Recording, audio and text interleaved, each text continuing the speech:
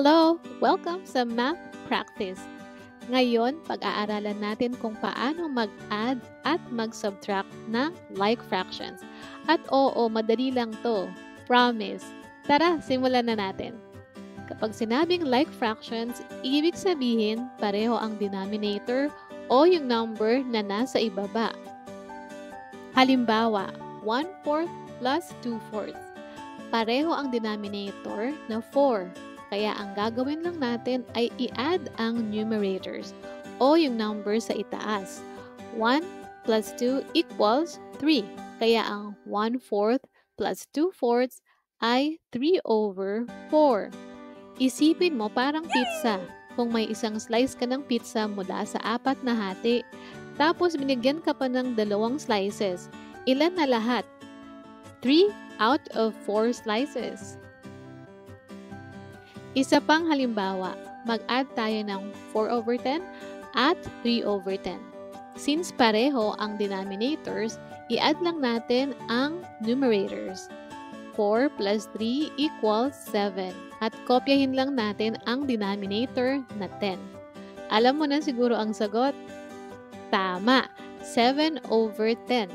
At dahil yan ay nasa simplest form na, yan ang final answer. Isa pa ulit na halimbawa. Try natin ang 8/15 at 2/15. Madali lang, di ba? I-add lang natin ang numerators. 8 plus 2 equals 10. Tapos, kokopyahin natin ang denominator na 15. So, ang sagot ay 10/15. Pero teka, mukhang pwede pa natin itong isimplify. Parehong divisible ang 10 at 15 sa 5. So, i-divide natin both by 5. 10 divided by 5 equals 2 at 15 divided by 5 equals 3. Kaya ang simplest form ay 2/3.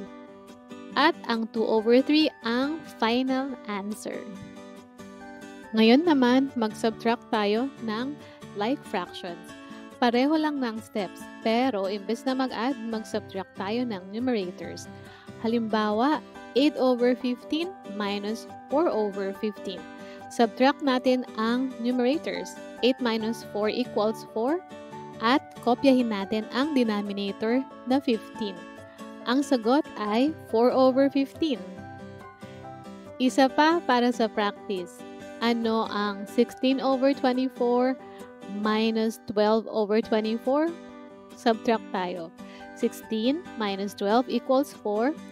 Tapos, kopyahin ang denominator na 24. So, meron tayong 4/24. Pero hindi pa tapos. Isi-simplify pa natin. Pwede natin i-divide pareho sa 4 ang numerator at denominator. So, 4 divided by 4 equals 1. At 24 divided by 4 equals 6.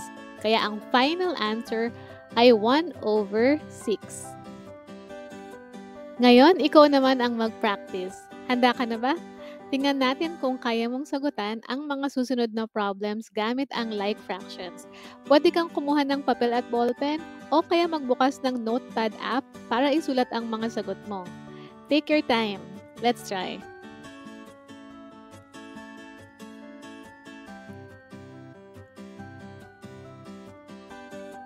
Tapos ka na? Feeling ko tama lahat ng sagot mo. Ang galing! Ituloy mo lang yan. Kung nag-enjoy ka sa lesson natin ngayon, huwag kalimutang mag-like ng video na to at mag-subscribe para sa mas marami pang math videos.